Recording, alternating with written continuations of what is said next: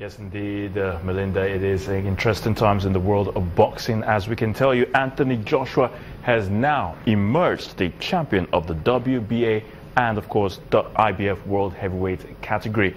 Now, Anthony Joshua knocked out the Ukrainian, the 41-year-old Vladimir Klitschko in the 11th round at a packed Wembley Stadium to win the boxing encounter. Again, Anthony Joshua has emerged the new champion of the WBA and, of course, IBF World Heavyweight category. And to football now, world governing body FIFA has lifted its suspension of Malian Football Federation FEMAFOOT after government interference. Now, Mali were suspended from the international football in March after the country's sports minister Hussein Igwindo dissolved the executive committee of FEMAFOOT. FIFA's General Secretary Fatma Samura has confirmed the reinstatement of FEMAFOOT's executive committee, thereby allowing Mali back into the international fold. With this decision, the Malians can now participate in all FIFA and CAF organized football activities. In the English Premier League, Stoke and West Ham edged closer to safety after a goalless draw played at the Britannia Stadium. Mark Hughes will be the happy of the two managers after the Potters passed the 40-point mark. Goalkeeper Eldin Jakubovic edged Hull City closer towards survival with a stoppage time penalty save. Champions Leicester also moved closer to survival, courtesy of a goal from Jamie Vardy. Nigerian international Victor Anichebe, however, goes down with Sunderland after the Black Cats' 10-year stay in the English Premier League ended with a defeat against Bournemouth at the Stadium of Light. Burnley ran out 2-0 winners at Crystal Palace. In tennis, Maria Sharapova suffered a first defeat since returning from a 15-month doping ban as Kristina Mladenovic defeated the Russian in the semi-finals of the Stuttgart Open. Five-time Grand Slam winners squandered the set lead to lose the encounter 6-3, 5-7, 4-6, having been given a wild-card entry. Sharapova needed to reach the final in Germany to be eligible for qualifying for the French Open. Her defeat now means she will finish outside the top 200 when the rankings are released on Monday, ruling out a qualifier spot for the event in Paris, which starts on May the 22nd.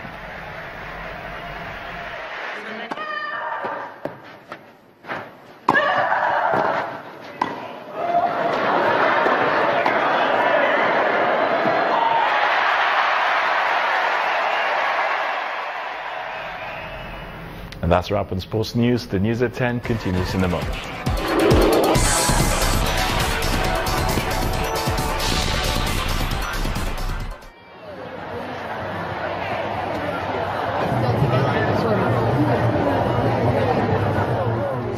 There are thousands of activists who took to the streets of Washington, D.C. and Seattle to voice their concerns over President Donald Trump's policies on climate.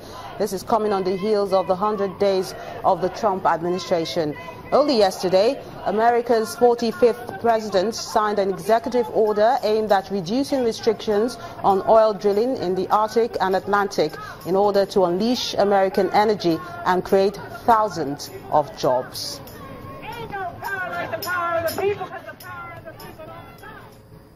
And as he marks his first 100 days in office, U.S. President Donald Trump says his landmark timeline has been the most successful in U.S. history.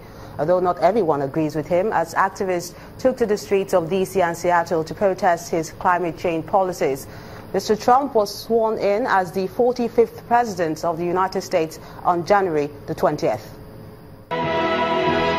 100 days have felt like a whole year in the United States. Donald Trump came into power promising to shake up how Washington does business.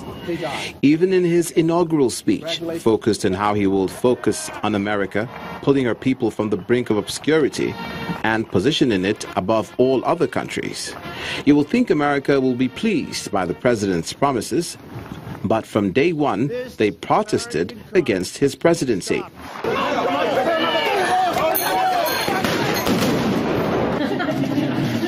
Though a political outsider, Trump's cabinet raised eyebrows as former military generals, Wall Street insiders, and Republican Party loyalists took key positions in the new administration.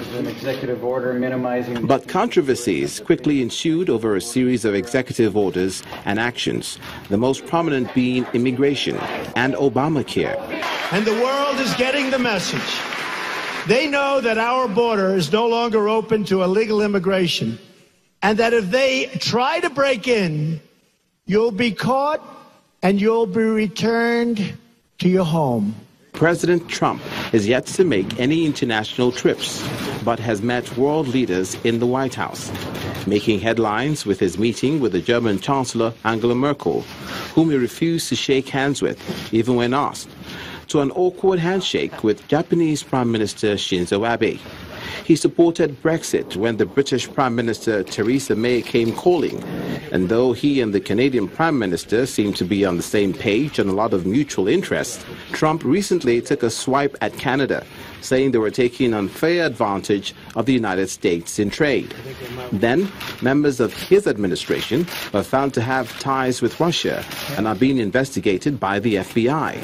He was at constant war with the press, some of whom he began describing as fake media. White House Press Secretary Sean Spicer gives the administration a pat on the back. We're proud of what we've done, but I think we want to make it very clear that we've got 7+ years to go, and this president is going to do a lot to help this country grow and be a safer place. But we don't want to be judged just on the first 100 days. We've got a long way to go.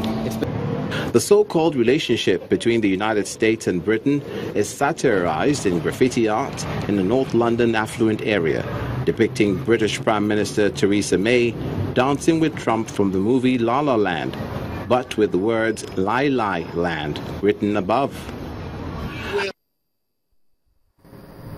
And the main news again. Governor of Rivers State, Nyesom Wike, today accused the Inspector General of Police of attempting to plant incriminating items in his Abuja residence, but the Force Public Relations Officer, Mr. Jimoh Moshood, today refuted those claims, saying they will continue to act within their constitutional mandate. And that wraps it up on the news at 10 tonight. Thank you so much for being a part of it. I'm Melinda Akinwami. Have a lovely night.